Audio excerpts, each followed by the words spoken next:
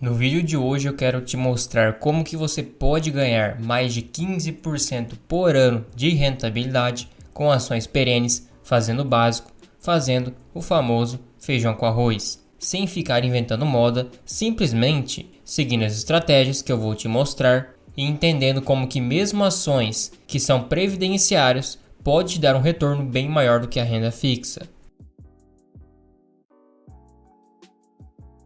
E quanto que rendeu o Banco do Brasil em 10 anos, isso reinvestindo dividendos? 397%, praticamente 400% de rentabilidade. E se formos colocar 397% em rentabilidade anual, chegaríamos em 17,4%. Então, por ano, de forma composta, você teria essa rentabilidade. Claro que não seria de forma linear. Tem anos que sua rentabilidade provavelmente seria negativa, mas tem anos que seria de 30, 40, 50%, que foi o que aconteceu quem comprou no começo de 2023.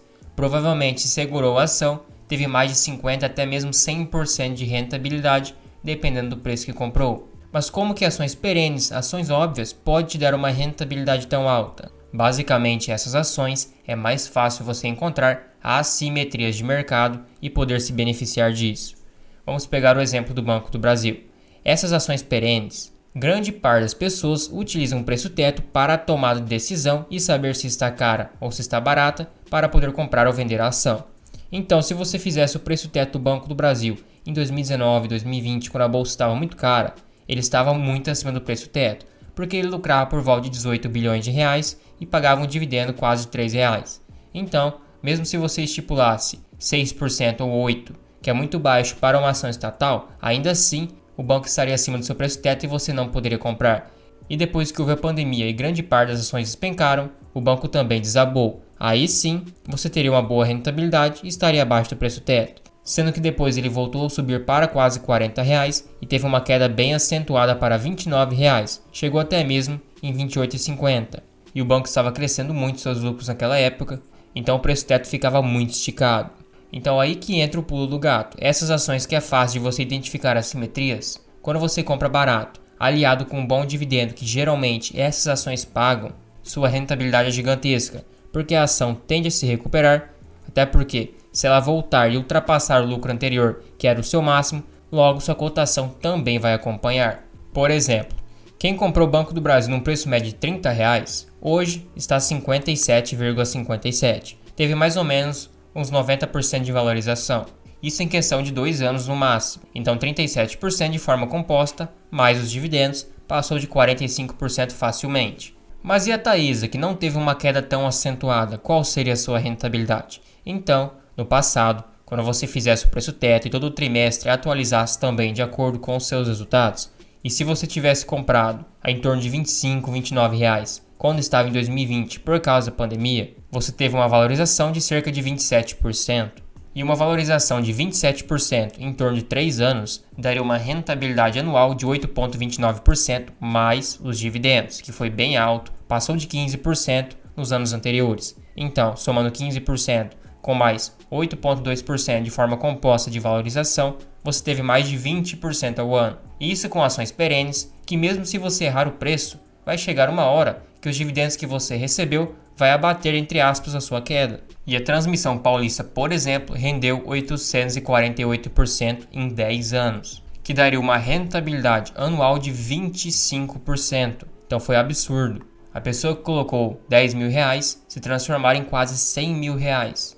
Então passou e muito da inflação e foi um dos principais ativos para combater essa alta expansão da base acionária que nós temos. Por isso que as ações levam vantagem nesse quesito em relação a fundos imobiliários. Porque se você pega o MXRF11, por exemplo, se pegarmos quando ele estava bem descontado, chegou a R$ 7 no fundo em 2014, hoje você teria 50% de valorização. Claro que não seria tudo isso porque você iria comprando e iria aumentando o preço médio. Mas vamos utilizar 40% de valorização com o MXRF11, que é bem difícil, até porque ele teve uma queda bem acentuada também comparado a preços anteriores. E 40% de ganho de capital em 10 anos daria uma rentabilidade anual composta de 3,42%.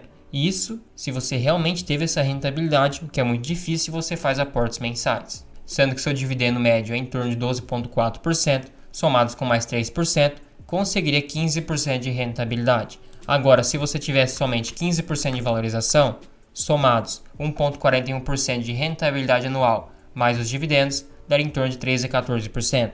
Ainda assim seria uma boa rentabilidade.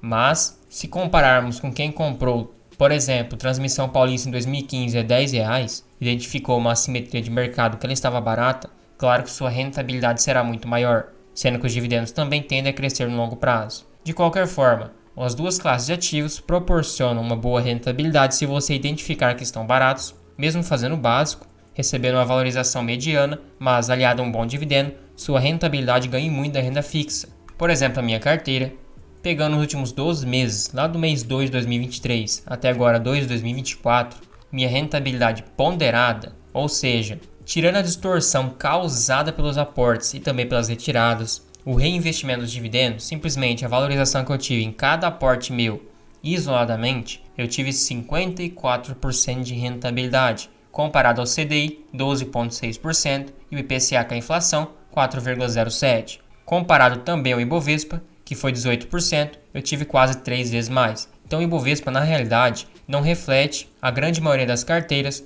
até porque, se você compra barato, identifica as ações que estão mais atrativas para fazer o aporte inteligente, tem uma estratégia bem definida, você ganha com muita folga do Ibovespa. Então aquelas comparações de Ibovespa contra fundos imobiliários não faz o menor sentido.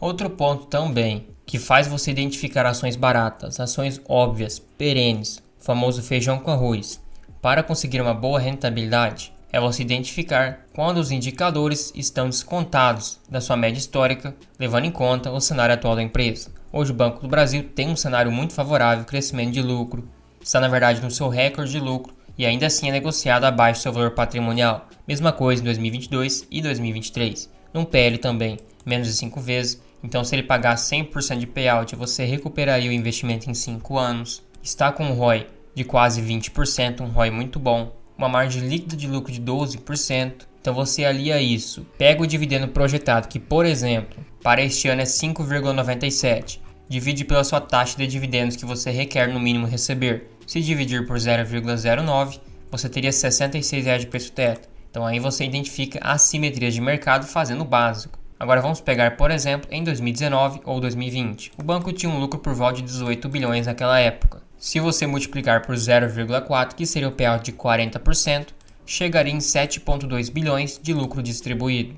E o banco tem um total de papéis de 2,8 bilhões. Dividindo, chegaria num dividendo de 2,51. Vamos ver se condizeu com a realidade. Realmente, em 2019, ele pagou 2,55, então a margem de erro foi mínima.